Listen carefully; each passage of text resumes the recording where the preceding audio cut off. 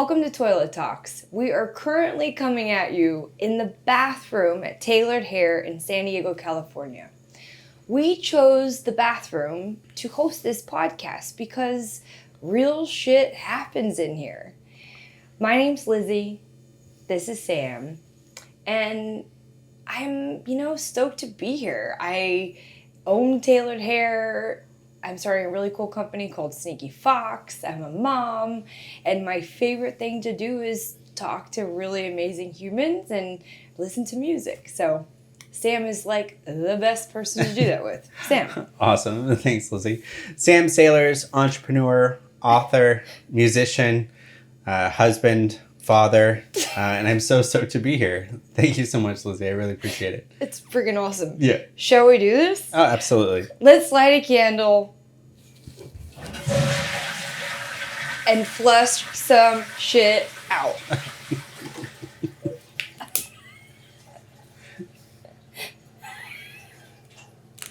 Boom. Cheers. Cheers. Let's do it.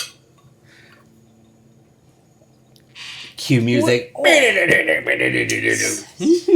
Stark. Sam, can you tell us what we're talking about today? Oh, yeah, absolutely. So today we're talking about identity and ego.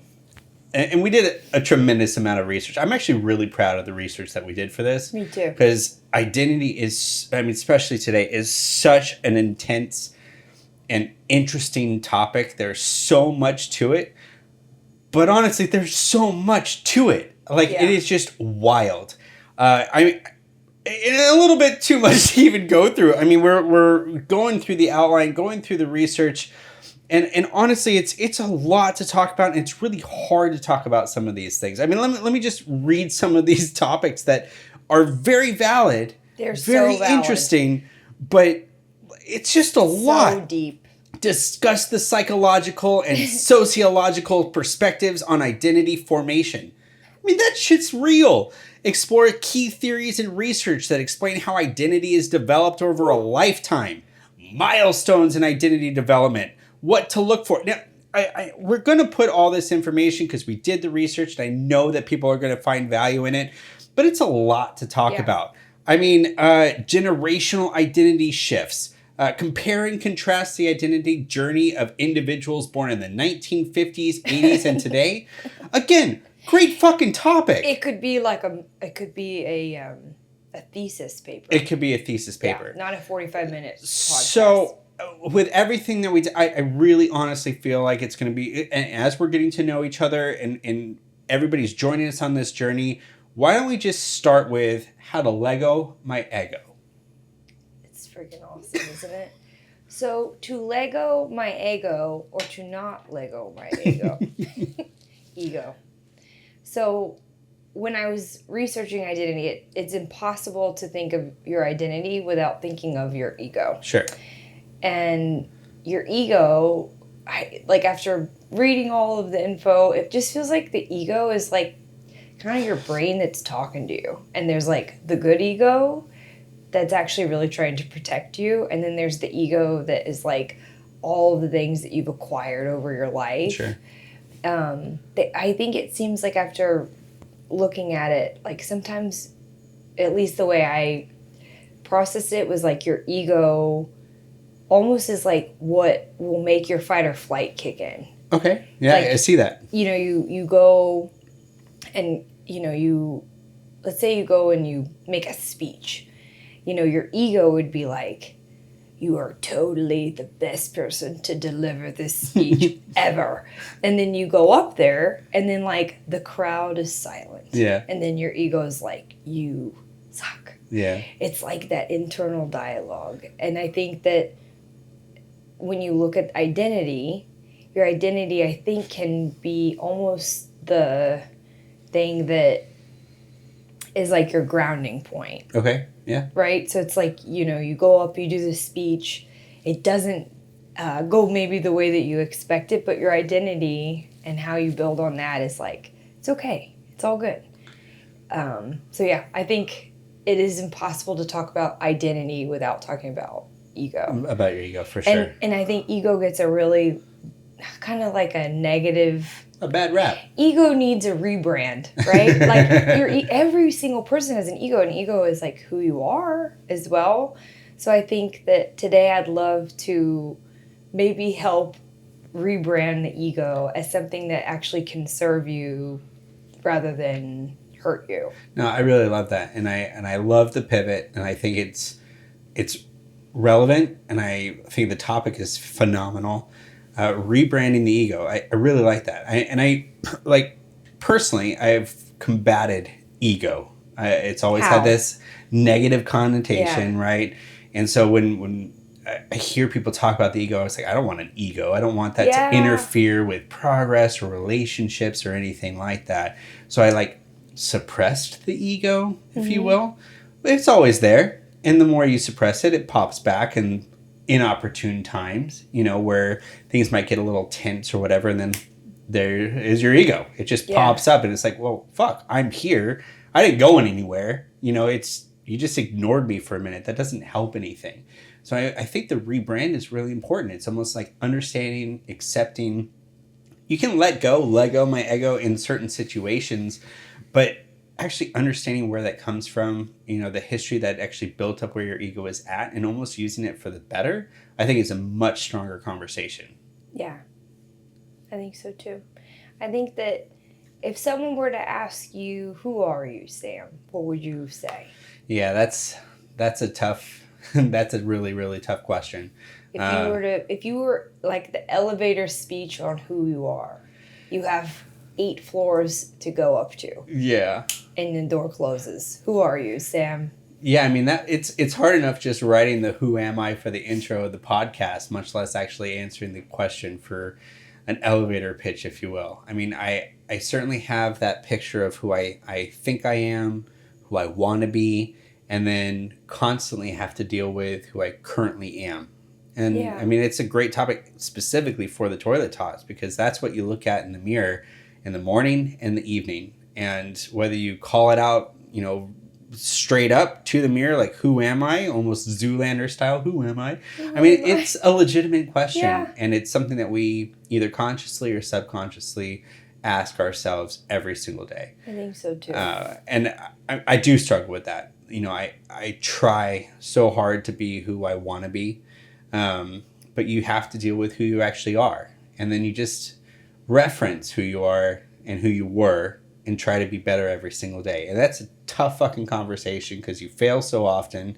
But it's super, super important to take an assessment of who you are. And I love that question. And I want to ask myself that, not subconsciously, but consciously more often. Like, who am I? That's really, really important. Because I do think nowadays with social media and everything else, it's constantly this external thing where social media is telling you who you should be. Oh, for sure. Like, you should be a better mom. You should be way more productive. Are you meditating? Are you... like, there's so many things that the world is constantly telling us. Yeah. And I think, again, if there's the power in actually when you're alone in the bathroom getting ready, it's a second longer of like, are you good? Okay, good. Like I had this cool meditation. Speaking of meditating, I went to this awesome place. Have you ever done breath work? Mm-hmm. Like hypnosis breath work? Yes, I've done the Wim Hof breath work type thing. Yeah. So it's probably some elements of what you're talking about. There's a place in San Diego called a Deep Space. And I've brought multiple friends there, and I've had some really cool moments. So they basically get you breathing in a certain, it's like a rhythmic breathing, and then it allows you to kind of like drop in a little bit better. Cool. But one of the meditations was, I almost saw myself in different versions, like truly actually, like when you're a kid, like there's like 4-year-old Sam that's like still in you, and then there's like middle school Sam, and then there's high school Sam and college Sam, like all these really important Sams that we completely forget are still along for the journey. Oh yeah. And there's almost this like sense of like leading your own selves. Does that make sense? No, it's it does. Like you know, so I think of, and I think when you think of like your past selves, we don't learn enough from those either. Like, you just kind of keep taking the torch, take the torch. For sure.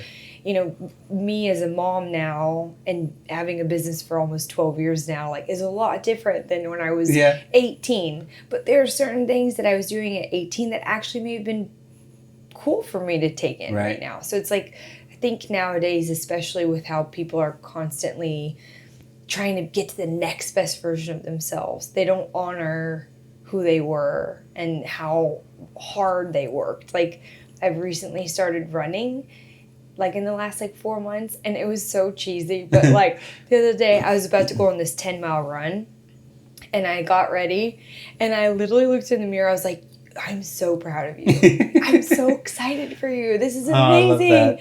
Like, really talk, like, that. Like, whether you're in the bathroom, it's usually in the bathroom. Like, yeah, of course. But it's that, like, just being really proud of where you are instead of all the shit that your identity is saying. It's really an external thing. It's coming from outside of us. The inside of us, I think, is, like, stoked. Like, I'm so proud. Well, how do you think you got to the awareness to even be able to ask yourself that question? I'm in my family calls it the mist. My previous versions of myself, like you were talking about, 5-year-old, 10-year-old me, 18-year-old me for sure, all those me's are safely in the mist. It's simpler. It's easier for me to deal with because there was a lot of shit going on there. And I don't really want to deal, although I probably should. I don't want to deal with a lot of that kind of stuff that still informs decisions and actions I make today. So where did you find that awareness, or where did you get to that place, or how did you get to that place where you can even ask yourself that question? So to me, what has been, like, pretty pivotal in having you have to give yourself time to ask yourself that question, right? Like, it's so, again, in this day and age, like, it's so easy to keep feeling like you're lagging. You're like, oh my God, you're constantly needing to do more. Oh, yeah. And like, last year I started going down to Baja. Like, one of my favorite places now is La Paz. It's actually super easy. Like, fly out of TJ, and it's like 2-hour flight. And there's this place called the Orchid House there. And I, like, during those trips, like, whether it's there or I went down to Todos Santos at one point, I just sat with myself. And oftentimes it's like you forget to just sit with yourself and be like, am I good? So I journaled, and there was this couple that was they're super cool. They were from Rome, and they were traveling in La Paz, and Gabe was one of the people. He showed me, like, this post. It was like, just like, you need, like, creative people need space to create. And it's like, when people, that are like the musicians or whatever, like, if they're not having it pop in their brain, or if they're, like, losing themselves, it's because life got too busy.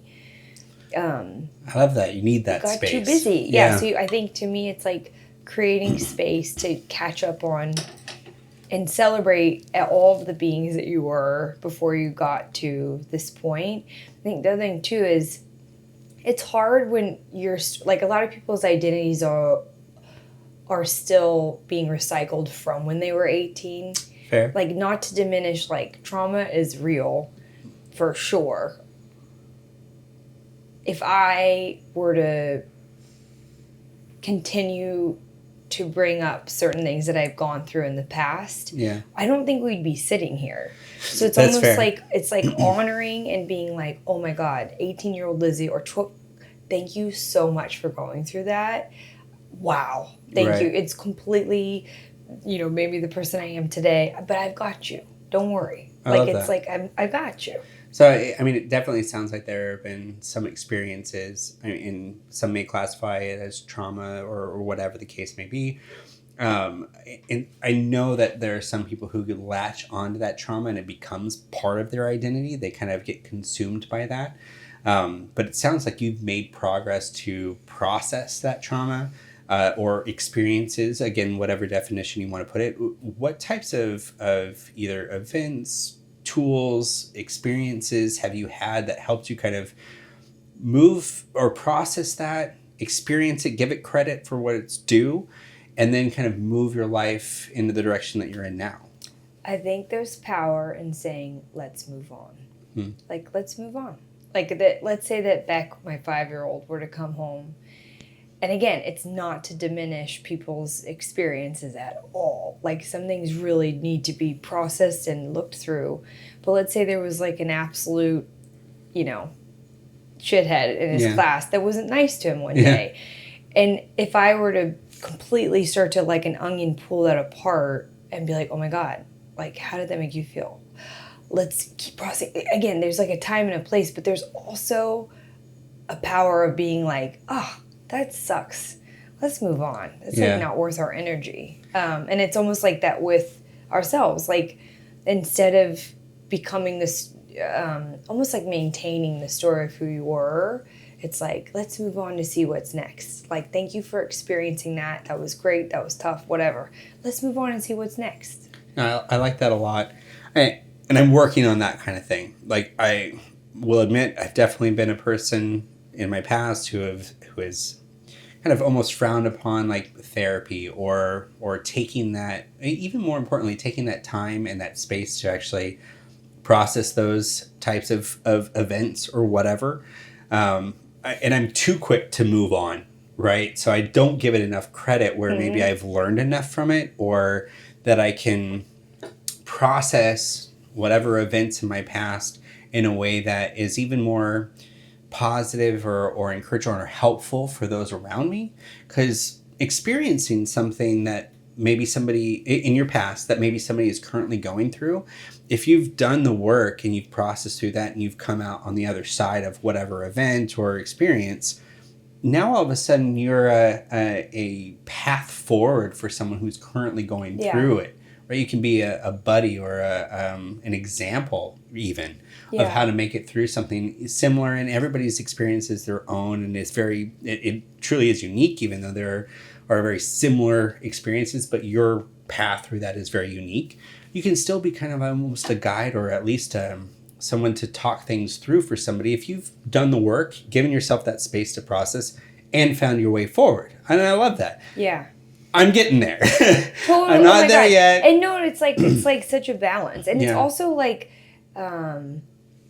over the course of your life. Like, if you need to have years to process something, that's fine. Yeah. It's almost like giving yourself that grace, but it's also like processing with moving forward in mind. Right. Instead of just this cycle. Because there's a million things that people go through. For sure. That is really easy, and you almost like, it's like, what is it? Everyone knows, like, definition of insanity is doing the same thing, expecting a different result. Like, if you keep doing the same thing with things that have happened, and you're wondering why you haven't truly moved forward. I also think that what's interesting too is sometimes if something's happening, especially recently, I almost think it's kind of cool to approach it with this mindset of curiosity. Like, instead of like, let's say it's your wedding day and it rains, it's like, instead of being like, oh my God, this is the worst, this is gonna be the worst wedding, I don't know if we're meant to get married. Like, it's like, well, this is kind of interesting, I wonder why this is happening. Like, it's kind of cool when you get curious about stuff. So it's like, I wonder why this is. I love that. And I will give credit to Ted Lasso. There's an amazing scene in a bar throwing darts, and he talks about curiosity, and it was truly an impactful moment. And my wife and I have watched that scene multiple times, and it's really, really cool. It talks just about being curious, and we've almost, I wouldn't say necessarily made it our mantra, but we're certainly conscious about being curious in situations, whether it's an overall experience or making a decision. We're more curious about what all the elements are to kind of make those decisions, or, if an experience is happening, we're like, what types of things are kind of leading to this, or some of the outside factors. I mean, it's a fascinating way to live life, because there's so much going on, there's so much out there, and it's so easy to hyper focus on just your one view, that curiosity factor is really, really cool. Yeah, I'm like, as you're talking about, I'm like, curiosity can sometimes be the most powerful way to like stop a shitstorm. Oh yeah. Because it's like when shit's happening, you're like, ah, and it almost like the more shit happens, the more shit happens. Right. Where it's like if you approach that like with that curiosity, like, I don't know why this shit's happening, but it's happening. Oh, brace yourself. Yeah. Like it's almost like just owning it a little bit, which is kind of cool. No, I love that. You know, I haven't been able to get past answering the question of who am I or who, you know, it's This is just the longest elevator ride on the planet. It really is the longest elevator ride. And you know what? My entire life has been that. You know, I used to take pride in when people I hadn't seen in a minute would say, oh my God, you constantly change. Every time I see you, you look different. You sound different. I've had so many identities over my life that it's just crazy. The emo phase, the country phase, cowboy boots and cowboy hat. I mean, the whole thing, the 80s thing. I mean, there were so many periods where I was trying to find myself. I didn't land on anything necessarily. I mean, I like to think I know who I am now, and I at least drive my life forward thinking that I'm comfortable in my own skin. I'm comfortable in my decision making, my thought process, and how I got here. But I know it's been a long, weird ass road to get where I'm at. Did you have like different identity moments that you kind of processed through trying to figure out who the fuck you were? Yeah. Yeah. I think that to me, I think it's been my hair color. Yeah. And I relate. I've had like 17 different hair colors, so I completely get that. But keep going. Well, it's like why people say like, was it change your hair, change your life, Yeah. or whatever. Or you can usually tell when something's about to go insane, when Mhm. someone comes in and they're like, I want it all off. Or maybe it's already happened. Like the hair can be quite a statement of if something's about to happen or if something just did, like usually big milestones. Yeah. Like even during COVID, like everyone grew their hair out. And then it was like this like kind of almost cool moment for a lot of these guys to come in and tailored and they're like, chop it off. Chop it off. Like chop it off. So I think to me it's like since I went to cosmetology school in high school. Mhm. So I started to change my hair color during that, and it is pretty cool. If someone's ever like in a stagnant point of life, Yeah. like it's kind of incredible. Like if you've never colored your hair, put like a tiny little highlight, and you're gonna be like, watch out, watch out. Or like a guy that's getting the same haircut, like I'd like a 2 and a Right. something on the top. Like just literally sit in the chair and be like, what would you do? Yeah. It's almost like relinquish that control and Mhm. allow kind of like, I don't know, someone to help you.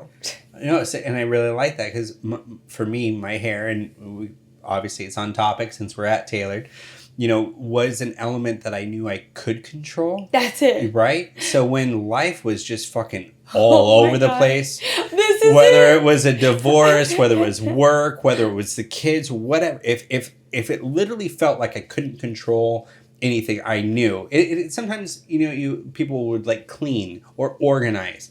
For me, fucking shave my head. This is so interesting. It was an immediate, I could see it in the mirror. It's like and something I did that.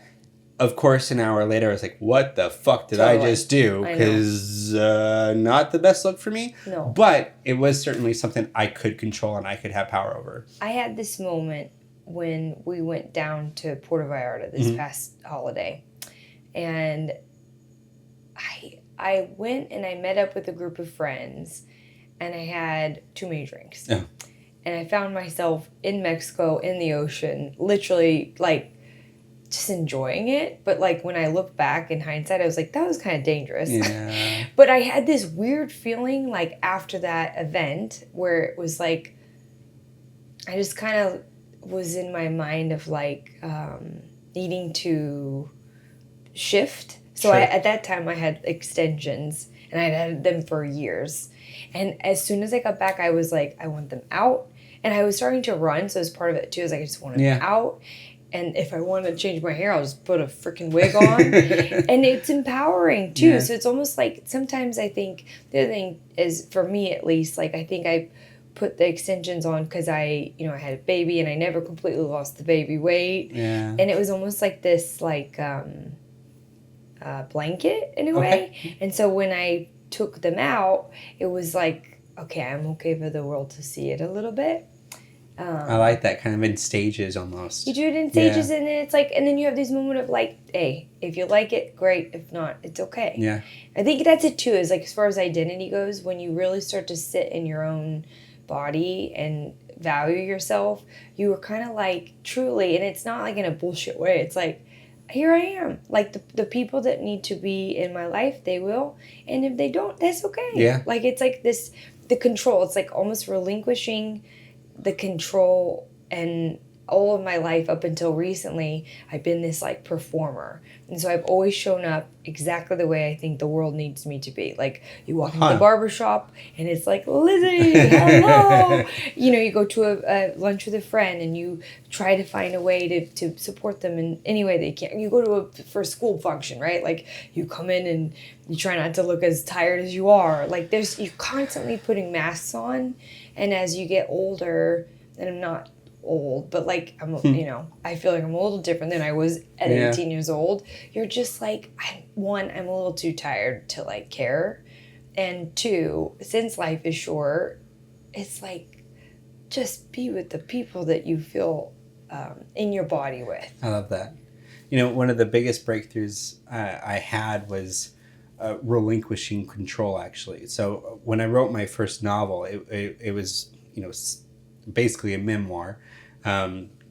Legally it's fiction, but realistically it's nonfiction. I mean, it is a memoir. But I realized after I wrote it that I had been wearing so many masks to try to either hide who I was or conform to who I thought I should be. And then I wrote it, and all of my deepest, darkest secrets, like that I had ever tried to keep hidden, I decided to put on paper, have published, and then distributed to the world. Mm-hmm. Oh my God. After that went out, I felt like I lost 75 pounds immediately. And all of a sudden I could really be who I was. Why do you think it changed so much? Well, because again, I felt like I had to hide a lot of what went into that book. So you're like, I'm not hiding anymore. Now I can't hide. It's all out there. Like for $9.99, every fucking person could learn my deepest, darkest secrets. So there was no more hiding. It was an amazing experience to try to, on this path that I'm still walking, on figuring out who I am. But that was a huge milestone for me. I like this. So basically, when someone were to ask you in the elevator, who are you? Yeah, I mean, I've actually joked sometimes, well, you could just read the book. What is it? My book? What's it called? Oh, it's called Love, God, Fuck Religion. Yeah, which it's a polarizing title to say the least, but it's, it's actually a lot about identity and about finding who you are and finding spirituality despite religion. It's it was just very healing and very therapeutic to write it. I mean, I literally wrote like 700 pages in a matter of 3 days. It was just, it's cool how that flows. It was amazing. Yeah. But it really was a huge step on my identity journey. I'm so glad that that's out. I love it. I know. So you have a 5-year-old. I know when I was growing up, again, I mentioned it, I went through so many different identity things.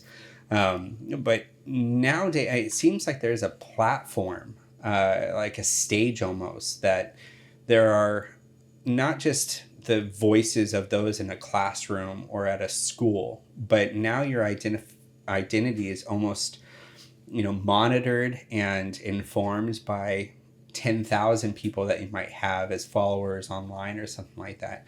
What types of things are you conscious of or preparing for as your 5-year-old kind of begins? Because thankfully it's still in the early stages, so you can start kind of thinking these things through. But as they navigate into the social world, social media world, what types of things are you conscious of when it comes to his identity?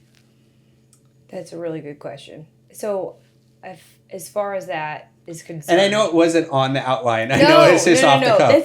That's a good question. I think as far as, like, the current situation with young kids and social media isn't sustainable. Like, I think it's really kind of scary, like when you're a young kid, like they have access to so much stuff, and like again, like it used to be in the good old days, like you'd hear about someone having a party, but you wouldn't have to see it in real time. So I think for Beck, it's also like you can't completely protect and insulate them either. So I think it's, to me, hopefully by the time he has a phone in his hands, we've evolved our relationship with the phone and social media. Yeah. And it sucks because, like, the current generation, like, again, back years ago when people were smoking cigarettes, they didn't know, in the early stages that it was going to, lead to their demise. Right. Where now it's freaky. Like, we don't know either. Like, and it's not like this doomsday thing, but, like, we really have not had this technology for that long. Yeah. So for our kids, I think that's what's tricky is, to me, I'd hope that we as parents can move forward and help them identify themselves in more of a real, tangible moment versus identifying, again, themselves based off social media and what they think that they should be because they're told to be that way. So I guess it's a mixture. Especially getting to know you more and more, I love the fact that you take special steps to make sure that you're not a tablet parent or screen parent. You've told me multiple stories of you out at the beach or just out actually enjoying environments with Beck, and I think that's fucking phenomenal. Yeah. And there's a tremendous amount of data that shows that social media specifically, not just technology, but screens and that kind of stuff are bad, but specifically social media, when talking about identity formation and all that kind of jazz, is just fucking terrible. It's tough. It's really tough. Knowing that, and I obviously taking steps to make sure that he's getting a full life experience, which again, beautiful. What age do you think you may be comfortable for him to have Instagram, TikTok, or 5-10 years, whatever the new social media, right? It could be completely, we would have no idea what it is today, but like on social media, quote unquote. So I feel like even with the screen time stuff, so when you're a new parent, and I had like some postpartum depression stuff, you're basically being bombarded of everything that you should be doing better, like no screen time, And one of my friends that has older kids, I was like, oh my God, like, I'm letting him watch Cocomelon. But she was like, Lizzie, if it comes between like your sanity and like him watching a show, like it's okay, let him watch the show. Like, to me, I think that's what's also tough nowadays is everything is so black or white in a lot of ways. Like you either have zero screen time or you have all the screen time. Yeah. And it's usually somewhere in between. Like I think anyone that's like ever, like, because there's always the moms that are like, here's exactly why you should give your children yellow curry every 5 days or whatever, and then you're like, well, great, like I'm so tired and my child's living on dinosaur chicken nuggets, right? You know what I mean? Like, but a lot of love, like he's hitting all the milestones, a lot of love. So I guess there's this balance. And so as far as like tying it all into identity and ego, it's almost like if I, over this lifetime with Beck, and hopefully with good friends and family, can help them just find their core, then the rest won't rock it. But I think the reason why social media with young kids specifically, they haven't found their core yet. Right. And we still can't tell each other a clear 100%. answer of who we are. So it's like when you're 12, you for sure haven't found that core yet. So I think that's it, is it's like, more than anything, whether it's a good or bad thing, it's like finding who he is and having him anchor in that. And then the rest is going to be there. Yeah, we were really intentional. So my oldest, Zoe, she's 20 now. So we're like opposite ends of the spectrum. So hopefully as we, again, learn more about each other in these podcasts and stuff, we can share some insights and learn a little bit from each other. But like Zoe didn't have a cell phone until maybe sophomore year, or at least like a smartphone, sophomore, maybe junior year. She had a phone that had like 4 numbers on it, speed dial things. But still, it was amazing how quickly when we finally said, okay, yeah, you can have a smartphone, the impact that all of that made on who she was and Wow. or was trying to be, or was identifying as, and I truly believe at 20 she's still searching to figure out who she is. Yeah. And all the voices on that platform, that stage, are impactful. A lot of the influence that she's using as the basis to try to figure out who she is all online. It's very in her generation, her experience, very few IRL or in real life friends. I didn't even know that. Yeah, IRL in real life. In real life. I learned from her, by the way. I'm way too old for that fucking acronym.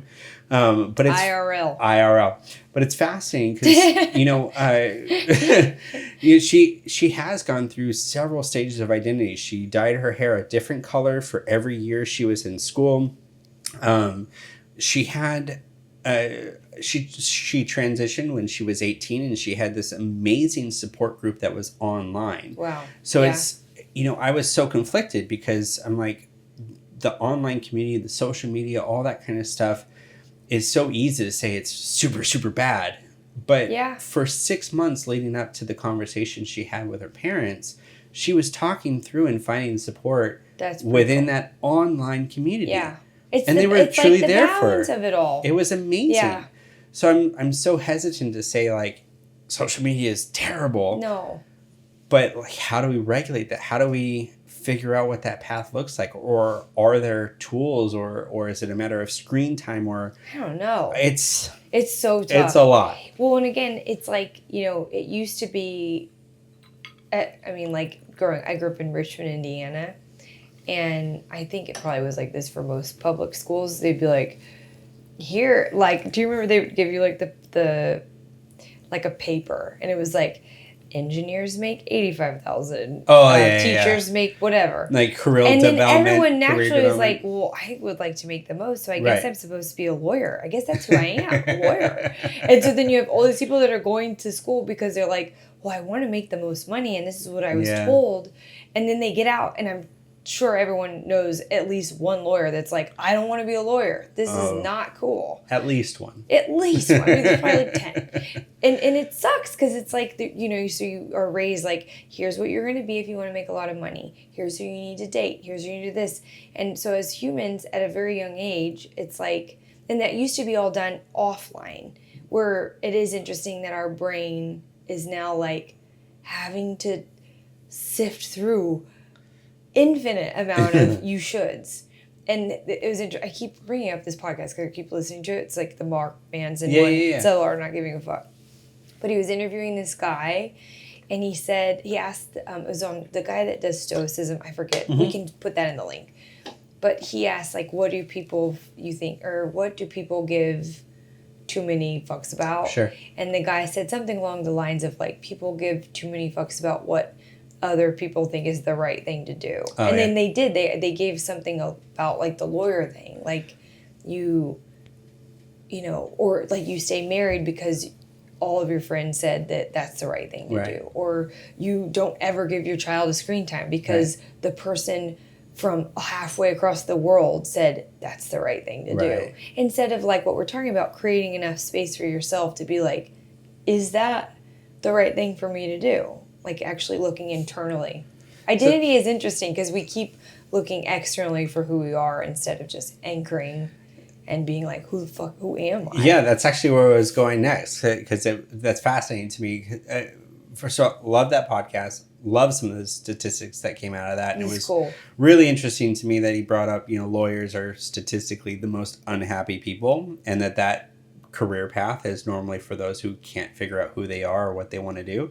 So they choose to be lawyers. Fascinating. Anyway, check out the podcast. It's fantastic. That's pretty cool. But I'm curious as to what type of community that you engage with to either help with Beck's identity or path forward, or your own, where you feel like you're comfortable enough to have those types of discussions, or find resources, whether it's books or classes or mantras or whatever the fuck it is, to kind of help process either who you are now, who you were in the past, or who you want to be.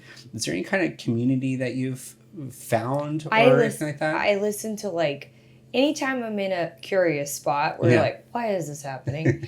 Who am I? Who am I? Like, where are you in there? Yeah, still? cue Zoolander GIF right Who there, or am whatever. I? GIF. But it's almost like I just absorb myself with podcasts and books. Which, like, so my favorite, and we'll put it in my favorites for sure, book and audiobook is Rick Rubin's A Creative Act, Way of Being. It's unbelievable. And you could just keep rereading it. So things like that. Or Elizabeth Gilbert, I love her so much. She's the one that wrote Eat, Pray, Love, but she has, like, so many other really great books. Her book that I loved is Big Magic. Oh, yeah, I don't know that one. And it's really cool. It's all about, like one of the things she says is like an idea isn't technically ours. Like at any given moment, ideas are floating around and they're trying to find hosts to go into. So it's like, so they pop in your brain. And then if you don't act on it, it's the idea is literally like, okay, well, it's okay. And then they go find another host that does it. And that's why you're like, oh my God, I totally thought of that when you see something on an infomercial or some business or something like that. And she said something along the lines, too, of like like with ego, like good or bad, it can be like, that was my idea. Instead of looking at it as that was an idea that decided to go to a different spot because I wasn't acting on it. So I think to answer your question, as far as like, things that I lean towards would be books and music. There's something really special.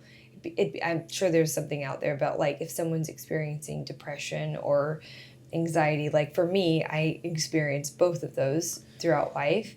And if I'm ever in a funk, I actually will notice it now because I don't have music playing or have the same music playing. Where if I'm feeling really happy and alive, I'm looking for new music. For sure. And I'm letting it come into my body versus just existing. So I guess it's like music and books, but then somewhere along the lines too, you do have to like just be. Like, I think it's so easy, especially in this newer generation and younger besides us, is this seeking. And it's great. But then eventually you have to be like, just be there. Yeah. It's almost that space you were talking about before, to give yourself space to kind of either experience a moment, experience an event or a circumstance. Kind of like, just be. Yeah. And I think the older generation seems to have their identity live somewhere in the past, and it feels like, at least I can speak on our generation-ish, I don't know, generally speaking, would be that we live kind of like past and future. I think that the younger generation lives very much present future, which is cool. I think we actually have a lot to learn from the younger folks. Same. But, do you know, they could also learn a lot from us, too. Yeah, a little bit, yeah. But again, it goes back to, so as far as, like, that's probably another cool thing, too, as far as identity goes. You end up going, and, like, I think the algorithms, they speak to what you want to hear. Oh, yeah. So it's like, if you're a certain type of person, you like a certain type of thing, they, like, pod you together, which is fine, but then it ends up not having you, like, have a different conversation and even know how to have it. And it almost informs who you are versus allowing you to experience enough of what's out there to figure it out for yourself. Yeah. Because it does. That algorithm kind of pushes you towards whatever you're looking for. You're looking for something, you'll fucking find it. It is there, and they'll give you 1,000 examples of what you're looking for. Yeah, and like, for instance, and I know a lot of moms do this, I definitely do it, like, your identity, I literally put that in the freaking intro, like, I'm a mom, or you know what I mean, like, you're like, I am a mom, and so anything that I do that messes that up, like if I, let's say that I get frustrated, I'm like, Beck, we just have to go to school, just get ready to go to school, but then I'm like, oh my God, I just raised my voice a little bit, horrible mom, my identity, it's fucked, so it's like, I think it's like that, like, you know, putting a beautiful amount of weight on who you believe yourself to be, but giving yourself a little bit of grace too. I think that's the balance that we're probably need to learn a little bit more of right now. It's like, okay, I'm an entrepreneur, but that's like not who I am. Right. Technically, I am me, And I like to be an entrepreneur. There's difference in that versus like, let's say that I'm an entrepreneur. I put all that weight, and let's say the business goes to shit. Like now all of a sudden your identity has crumbled, right? crumbled. If you attach yourself to that specific component. And it's like they said that like in different recessions, like the people that, everything tanked. Like people literally, and this is so dark, but it's like they don't keep living through those things. Like, and that sucks, but it's like they put if their so whole much identity weight. was tied to monetary things or their business or whatever, if that was their entire existence was, I am this business, or I've earned this amount of money, and then that crashes, you have nothing to fall back on. Yeah. So I don't know what it is. It's like, and it sounds so, I'm sure we're like, oh, so cheesy, finding your core. But it's like really finding who you truly are, however you can. We're obviously still trying to figure that out. Yeah, for sure. And I think it's forever figuring that out. Yeah. It's almost like maybe that's also part of understanding and managing the ego as well, is telling the funny, cheesy side of your ego that's like, you are supposed to be like this. And just be like, calm down. Like, calm down. I'm figuring that out right now. I think that's something that's cool to constantly remind yourself of. Maybe we don't ever know truly who we are. Yeah. So giving yourself some space to kind of understand that, surrounding yourself with a community and some resources to allow yourself to be maybe even multiple things. That way, if something does falter, even for a moment, you don't run that all the way down in the bottom because you have some other elements of who you are. I think is really powerful. I love the attachment to music that you have. I relate to that tremendously. In fact, I mean, we relate to this so much. There is an actual Spotify playlist that is associated with the podcast that we've listened to and put together when we were doing the research and even just talking things through or inspired by the topic or whatever. So all that will be available. We should have people for fun, like for 1 week with your best friend, like only communicate with music. With music. I love that. Like literally just be like, oh, that's how she's doing today. Yeah. Like just communicate by lyrics and Spotify shares, and then at the end of the week be like, so like almost like I like a recap. Can I tell you what I think maybe happened? I don't know. That would be interesting. I think the other thing too, now that we're kind of diving into who you identify with, maybe there's also a power if you identify the most with being a mom or being an entrepreneur or being an artist, to hang out with not all of those people. Yeah. Like I think our industry does this all the time. Like you're constantly talking about hair and you put all of this like weight on your hair creativity. And recently I was talking to one of the stylists and I was like, there's also power in like picking up a paintbrush. Like work a different muscle. It can do more for you by, and they said this too. It's like in the Rick Rubin book, he said something along the lines of, if a musician is having a block or whatever, they'll go and work on other projects. Yeah. And then it takes the pressure off. Like, I know you're working on multiple things. Yeah. I am. This, in a weird way, could be its own, like, releasing the pressure cooker on all the other stuff. Yeah. It's like a funny, weird, let's drink whiskey in the bathroom. They're like, wow, what are those two going through?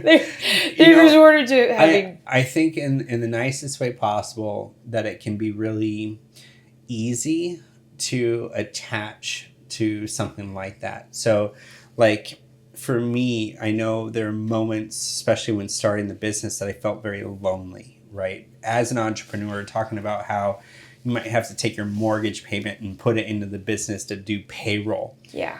That's a conversation you can't really have with your best friend, your spouse, your family members. I mean, you can, but they won't necessarily understand the dynamics of that or why you're making that choice.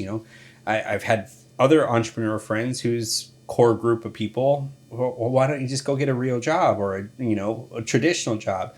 Well, that's not where our heart's at, right? No.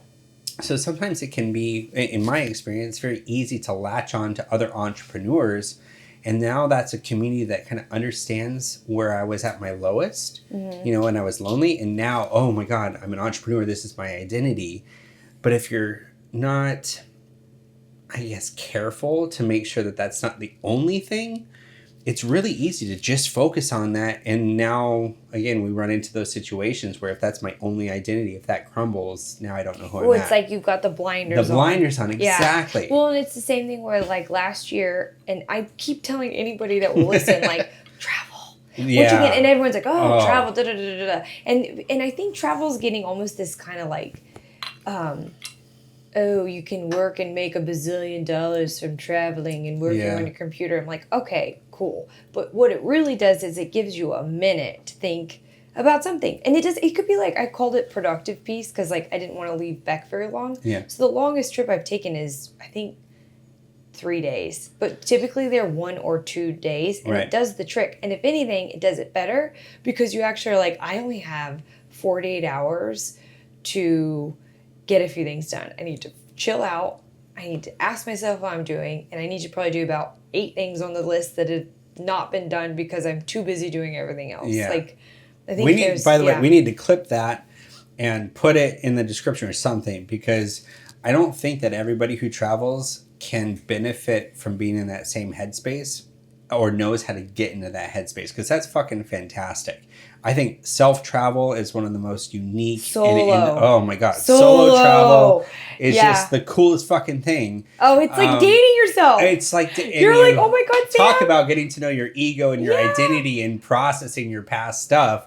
But I love that so much. And I want to take that clip that you just went through, put like 3 or 4 different things to help get into the mindset in order to, even if it's just a fucking day where it's... To me, I bring a brand new journal every time, which is kind of funny.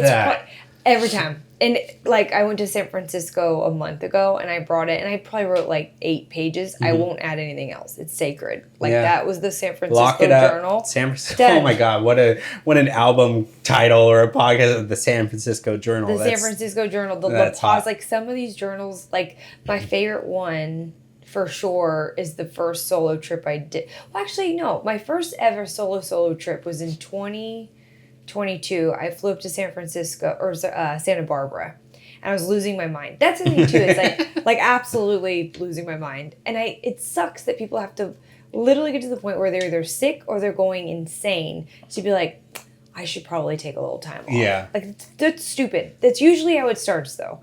So that's how it started. I was like, I'm losing my mind, and I hadn't had like some space to myself. And so I went up there for 2 days. I like flew in. I rented on Turo.com a Bronco. Yeah. And I drove and I listened to the whole Fiona Apple of course you Fetch did. the Bolt Cutters. It's still back to to that day, music connection. It's still to this day my favorite album. Fetch the Bolt Cutters by Fiona Apple. And every single song on there is just like most of the time it was just like bawling. And then at one point I went on this hike in Montecito. It's called it's like Hot Springs Trail or whatever. Sure. And I went there and I finally got to the hot spring and I sat there and I read. And in those moments you feel yourself coming back. So it's almost like that. Like for me it's travel. Maybe for some people it's also running. Like I feel like I feel myself coming back into my body during that. But the solo travel, if anybody's like, I could never do that, those are the people that should do it. Right. Like now. Even if it's for half a day, staycation, hopefully there's a family member, a friend, a small pocket of your budget where you can hire a babysitter or something like that where you can get away 4 or 6 hours, maybe 24 hours, 48 hours, something like that. Yeah, like start out with a lunch by yourself. A little bit. Just something. And I love, very specifically what I'm picking up though is that you're using a physical journal.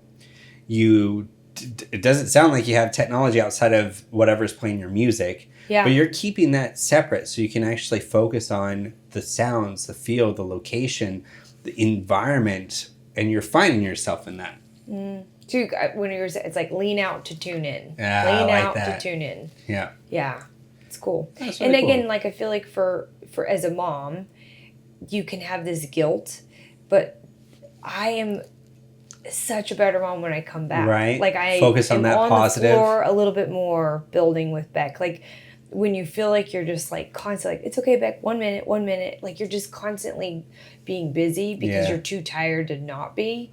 I think that's when those moments are really proud. But it's like instead of letting myself get too burnt out and have to do it. I'm like proactively doing it. And that's a whole other world too. Like your spirit's like, thank you. Thank you for doing that. Well, and I think people can benefit from that. So it's, it's very hard to learn from lessons of other people, right? I wish I would have learned some of the lessons from my dad's pain and suffering and all that kind of jazz. Could have saved myself a lot.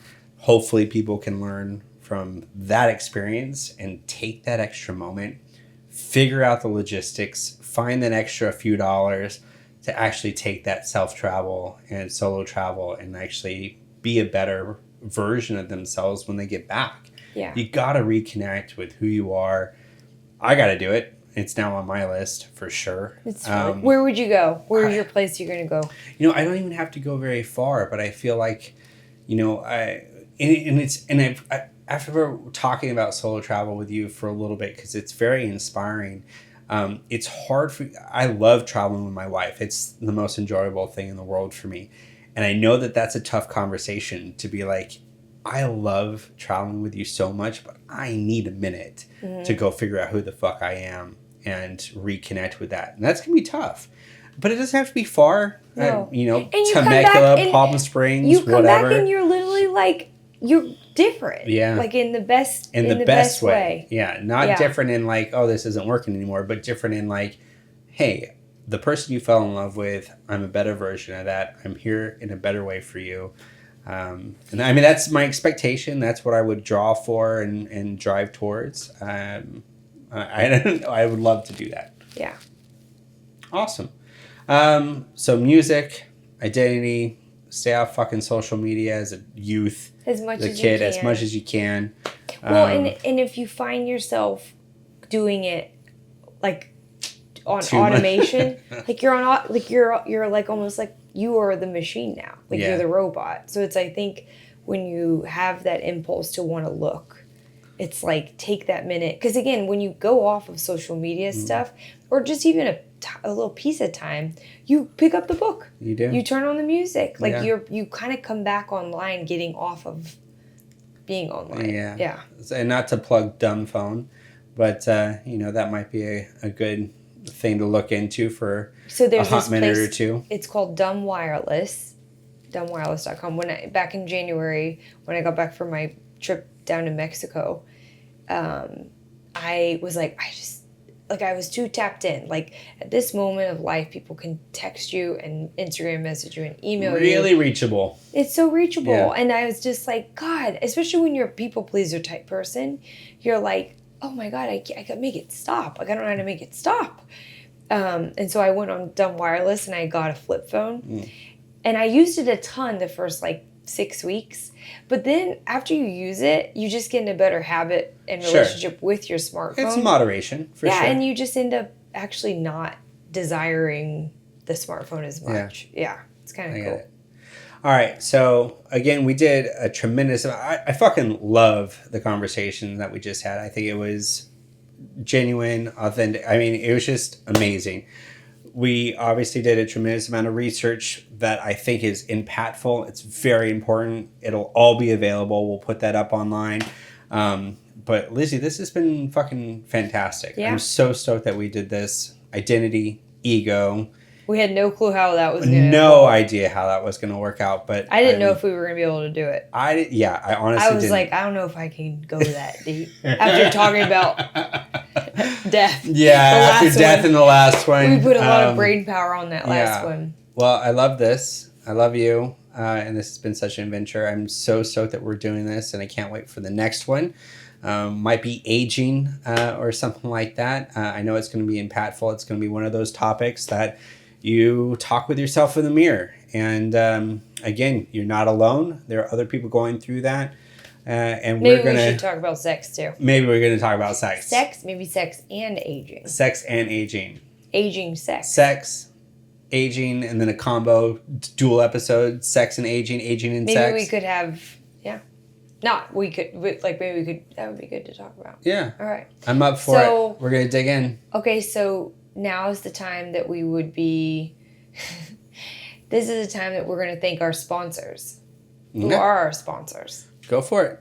Us. It is still us, and I am stoked to be what do they call it? The inaugural sponsors. Yeah, yeah. So thank you so much to Tailored Hair in San Diego for sponsoring this incredible podcast. We would not be here without you. We wouldn't have had a location to be in. And if you haven't heard of Tailored Hair, we're the best fucking barbershop you've ever been to in the country. Hands down. Yeah. And it isn't like fast. It's going to be probably the longest haircut you've ever had. It's an experience. It's an experience. It's an hour. So it's like haircut, scalp massage, good talks. Yeah. Best haircut. Yeah. Yeah, for sure. And then Sam. Secure Smart Office. We are a secured managed services provider. We do IT and cybersecurity for small, medium-sized businesses with cybersecurity first. So with Secure Smart Office, it just works. Capital I, capital T. Also, shout out to the curator who did all this interior design shit, which is fucking phenomenal. Which is our Think. It's Think Design. They're our neighbors in East Village. Courtney and David are like freaking cool. Legitimately so comfortable. I have not had to move much more than an inch. Yeah. This end table is fucking fantastic. We It's just love you guys. They're going to be actually curating every podcast. I love it. So thank you so much to Think. Yeah. We'll put their info in the podcast as well. Awesome. And then are we supposed to say subscribe, Oh, yeah, share? yeah. Subscribe, hit the notification bell, that kind of shit. But more importantly, thank you for fucking listening. Yeah. We love doing this. We're going to do it for as long as we can. At least 12 more years. At least 12 more years based on my obituary from the last podcast. If you haven't heard it, go check it out.